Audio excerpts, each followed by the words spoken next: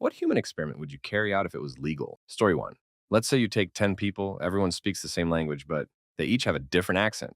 They will be put in a house, completely isolated from the outside world. Food and supplies will be delivered, but no one will speak to the people. The only voices they will hear will be those participating. The only entertainment will be entertainment that will not feature voices or sounds from outside the home. The participants will not be told what the goal of the experiment is. What I want to know is, what will happen to their accents? Will a single accent catch on among all of them?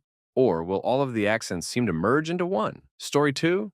Giving steroids and human growth hormones to a closed group of people and making it mandatory that they work out. One of three groups. The first is a group of young offenders who will have no realistic chance of getting out of prison. Compliance means death. Do this just to see what will happen in terms of long-term health and social dynamics within prison. Second would be an uncontacted tribe somewhere deep in the Amazon or such. Tell them that they can be given the strength of 10 men through special training and guidance, and they'll be provided more food than they can possibly imagine if they agree to the training. The third group would be prepubescent boys who are expected about to undergo puberty, just to monitor the long-term effects. Story 3. I would take two children from birth completely separate and devoid from other people, except themselves, and I would give them an artificial but seemingly natural source of food and water.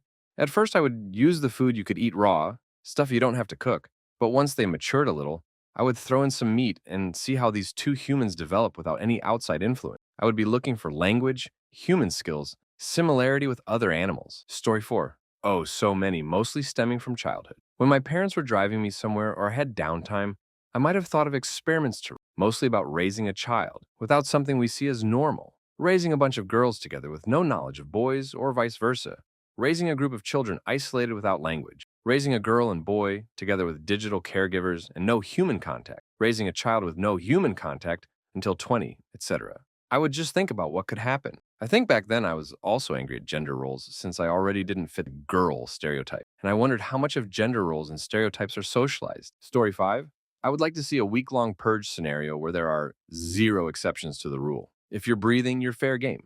I really want to see how terrible people truly are in desperate times in our over-pampered, civilized society here in the States. I've seen what desperation looks like in a third-world country where it's expected and completely ignored here. I want to find out if Karen can hang with dweeby little 18-year-old Steve, and he's had it with being verbally abused at his job.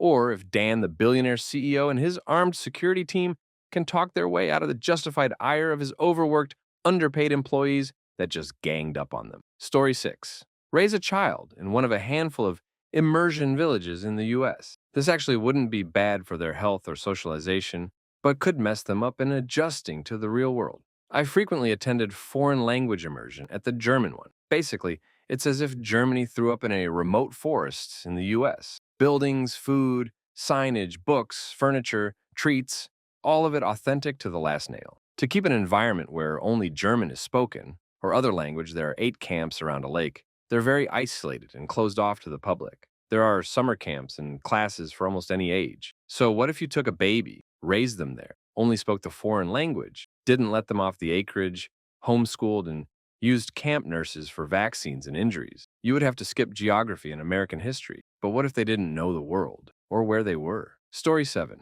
Take all of the greedy, mega-rich jerks who are killing us and the planet, making life miserable and letting people die from greed. Strip them naked, drop them on an island with a mystery box in the middle of the island. Then, tell them whoever claimed the box would inherit the fortunes of all of them, be anointed great leader of the world. Let the world watch. Then, whomever won gets a big awards show and surprise. It was all a lie. They get $50 and a lecture from a smug old white guy about picking themselves up by their bootstraps, and then they have to work 3 fast food jobs with no insurance or assistance of any kind. Story 8. This is definitely illegal and inhumane, but I would like to see specifically what happens when we remove specific parts of the brain.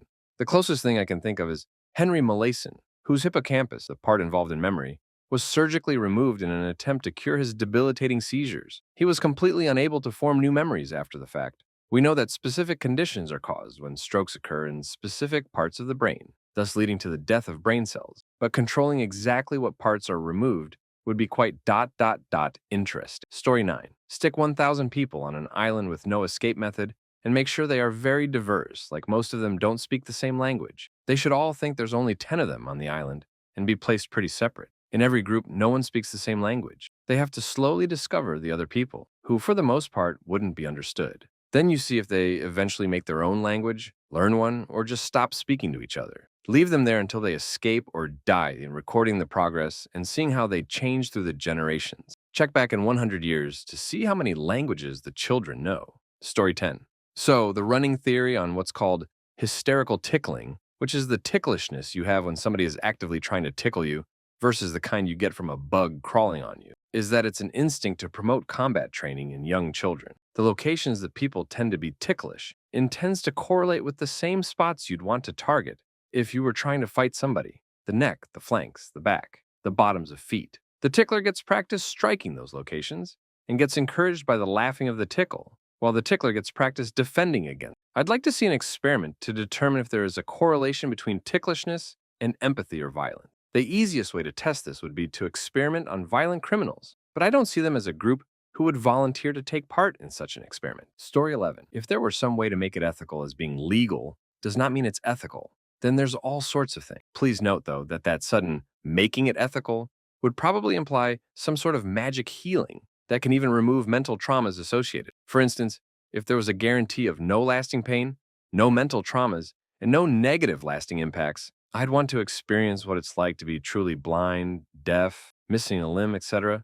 But obviously, removing my eyeballs, eardrums, or limbs tends to be rather permanent or have replacements that aren't necessarily as convenient as the ones I was born with. It's perhaps a morbid curiosity, but I often wonder how I'd adapt to not having something I've had since birth. Similarly, how others would adapt to similar situations without just maiming someone to see. Story 12. Hopefully, no one said it yet, but testing non-lethal weapons inventions among law enforcement officers and consenting death row inmates. Put them in different courses, equip them with headcams, and have them fight it out like in Battle Royale. We get a view of the fight just like we would spectating a match of GoldenEye, and we get to see how effective the weapons are under high-intensity conditions. But the main purpose? We get to see how powerful a weapon gets just before it gets lethal. That way we can see which non-lethal tech innovations can be effectively deployed in riot control scenarios. Story 13. Consolidate someone along with their recent ex, young, first love, boyfriend, girlfriend, etc., and give them no escape or means of physical contact. Then see how long or what it takes for them to explain the real and exact reasons for their breakup to each other, as well as to study whether or not this scenario produces positive long-term effects for either party. This is a fantasy nearly everyone plays out in their mind when young relationships end without closure. I think the benefits of such a study would be immeasurable. Story 14. Lock 10 people in an underground room for 1 year. The outside is completely soundproof. The gate and exits weigh over 2 tons. All have access to tasty and healthy food, necessities, hygienics, and etc. The chamber is built like a luxury home and lit by a mix of thermal energy and the electrical. Everyone has their own room and can leave and enter when free, but cannot stay inside it for more than 3 hours during the day. 5 random people will be given access to books, logic lectures, and articles with factual and unbiased information. The other 5 will be given books, articles, and pages, but with non-evident, unsourced news and biased information towards political parties, social issues, and long-lasting effects on marginalized groups. The twist? The first group are deeply religious. The second group are murderers, serial killers, and abusers. We'll see if someone's personality can be 100% flipped by venturing deep in what they're against over a long period of time. Story 15. Assuming it's legal and I have the money, resources to do so, I'd probably go for genetic testing, mainly to get rid of genetic diseases and make people less aggressive and more cooperative. I'd also try to fix chemical imbalances in the brain. Motivation is just a chemical in your brain. There's got to be a way to adjust how much your brain can produce. I'd definitely also make the human body more durable. Maybe learn how to make all organs regrow and regenerate. I'd fix spines and figure out how to stop arthritis. I could almost cure cancer by adding in elephant DNA. I forget exactly how it works, but they have more of something than humans, which basically stops their cells from turning into cancer. Of course, all of this would require a lot of trial and error, and there will likely be horrific errors of some kind with that kind of research. But I think it would be worth it in the end. Story 16, I would isolate people without their knowledge. They think their world is unchanged, which would be true, except I am controlling all of the politics they consume. I have their political media and politicians slowly switch sides. Conservative media and the conservative politicians slowly become more liberal, and liberal media and politicians slowly become more conservative. I see if their dedication is actually to their ideals or to whatever they're being fed. My hypothesis is that a good amount of people will shift along with their political leaders, and even at the crossroads where conservative and liberal are the same thing, each side will still think the other is crazy. Of course, some will not fall for it, but if done gradually enough, I bet the herd mentality would take a lot of people with it. But we'll never know unless we can make the experiment work. Story 17. Selective breeding for perfect memory. Like the people with eidetic memory or whatever. I've given up thinking mere education or critical thinking will allow the human race to advance. We simply have too many people who are happy to be willfully ignorant, cruel, etc.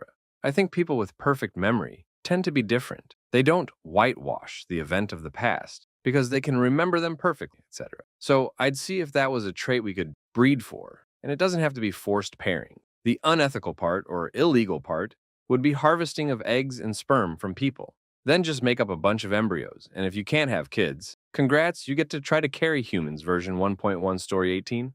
I'd bring back sterilization, mandate it. The planet is overpopulated, and we need some good genes going into the next generations. This is highly unethical by societal standards, so I haven't thought too much into it, but for all the severely mentally and physically handicapped people that were born that way, for sure.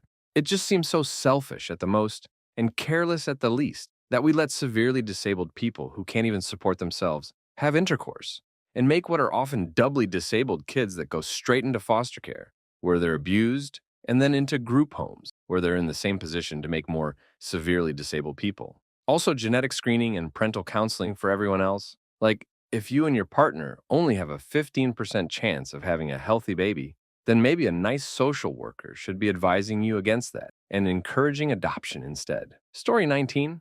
I've had this idea for some time, actually. So basically, I've always wondered what would happen if we took a kid and put them in all white clothes and then put them in a living area full of everyday objects, including a bathroom, kitchen, living room, etc. However, everything in there is also white, maybe some black as well. I would want to know what would happen if we kept them in there for years and let them live their normal life without leaving that area, however, after years of being in there while they're sleeping. Someone sneaks in and takes something small out, like a book, and replaces it with the same book, but in color. How would they react to that? Would their eyes break somehow? Then after a while, we do the same with another object, then another, until everything in the house is colored. It seems like something that would have been done in the mid-20th century, but as far as I know, nothing like it exactly has been. That's my idea. Story 20. As a control group, have two identical twins raised in exact similar environments, down to room temperature and dimensions. After years of controlled upbringing, run neuropsych evaluation tests to see if they have the same personalities and choose the same answers. Find their IQs and document all of their opinions on food, colors, etc. Give them the same tests with moral and ethical dilemmas as questions. That is the trolley problem. Make sure they are taught the exact same life lessons, etc. You get the idea. For the experimental group, get kids of other demographic. Make sure everything you do to the kids is 100% exact down to the millimeter. If they all have the same results, then the human mind is basically a machine that can be sculpted.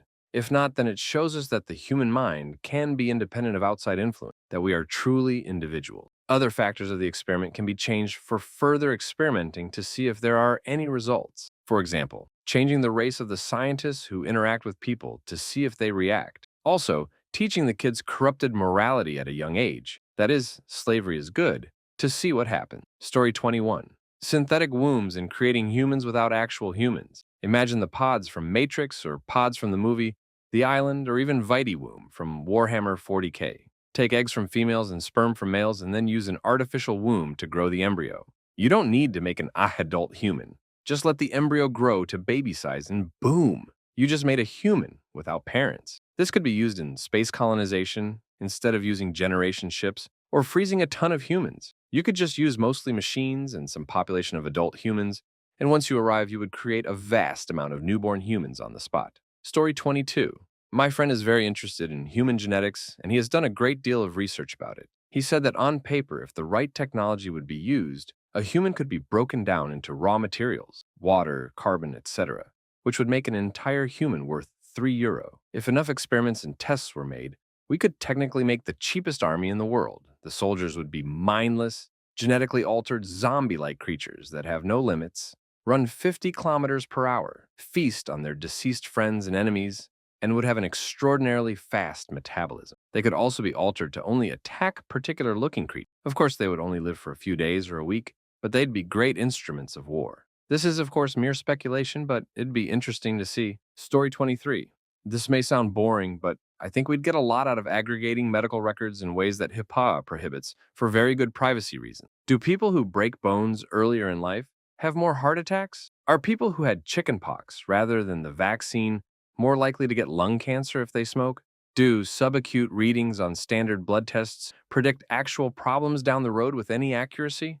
There are a gigantic number of possible correlations, and we could big data up a ton of valuable public health data if we didn't have privacy rules in the way. This can even, in theory, be done ethically to aggregate and anonymize data, and you only publish the aggregated results. But someone has to have access to a lot of individual records, and that makes us all very, very nervous. Story 24. Well, making it legal is one step. It would still be wildly unethical. So, for this answer, I'll assume that we were saying that the good of the testing makes it okay to remove all legal and ethical constraints. In the name of science, anything goes. Nature versus nurture would be high on the list. Get a bunch of sets of identical twins, split them up, and raise them in wildly different situations. One will have a well-off, loving, nurturing family, and the other will be raised by angry alcoholics and be, say, abused. Then you see how they turn out. And of course, you have to do this test with many pairs of twins to be able to say with certainty which traits are based on genetics and which traits are environmental. There's no end to the awful things that could be done to children in the name of science. That's why human experimentation is completely unacceptable and must continue to be so. Story 25. It all honestly depends on what sort of human experiments would be allowed and on whom. Using something like CRISPR on humans as willing test subjects would be one thing, but using unwilling subjects is another matter entirely. I guess it also follows the funding. My best guess is probably working on human life expectancy and workarounds and cures for incurable diseases as far as pharmaceuticals, while anything relating to technological advances would probably come up with fully integrated prostheses. Think Full Metal Alchemist or anything of the like, general cyborg crap. Or being able to convert the conscious, subconscious mind into some form of readable data and thus create a pseudo-immortality in a digital space. However, all of that is the optimist, and I know better than to think that we, as a species, would actually do something good without those ethical and moral limitations, because we'd more than likely just test out new and interesting ways to kill people. Story 26. I'm excited to not find a top comment about this. The effects of radiation on humans. Basically, it boils down to this. The current belief upheld by the government is that any amount of radiation is bad. This is called linear no threshold. Large, acute, short term, that is a few hours or less, doses of radiation are known to cause negative biological effects, even death. However, long-term moderate radiation levels might have significant health benefit. Obviously, no government is going to knowingly irradiate its populace, as it would cause a huge public outcry. The fear of nuclear radiation coupled with the ethical problems of testing on an unknowing populace mean that any purposeful studies are absolutely barred from happening, and for good reason. There are a few incidents that resulted in large doses spread out over a long period of time that provide the only data to scientists willing to study the subject. The most significant occurred in Taiwan. In 1983, construction on new apartments was completed using recycled steel, unknowingly contaminated with cobalt-60, an infamous radioactive particle resulting from the irradiation of neutrons with steel. It wasn't until 1992 that the buildings were discovered to be radioactive. Most people would expect the cancer rate of the tenants to be significantly higher than the average rate. However, the tenants experienced just 3.5 cancer-related deaths per 100,000, just 3% of the expected cancer-related deaths of the general population. Personally, I wish that a prison could be set up with similar radioactive conditions to those apartments for long-sentenced inmates, in exchange for perhaps money for them or their families, better conditions or education, but I seriously doubt one would ever exist. Story 27. People are really bored here. Designer babies with blue eyes and psychological experiments? I'm sure you can do much more, like stuff that can change the destiny of the species as a whole.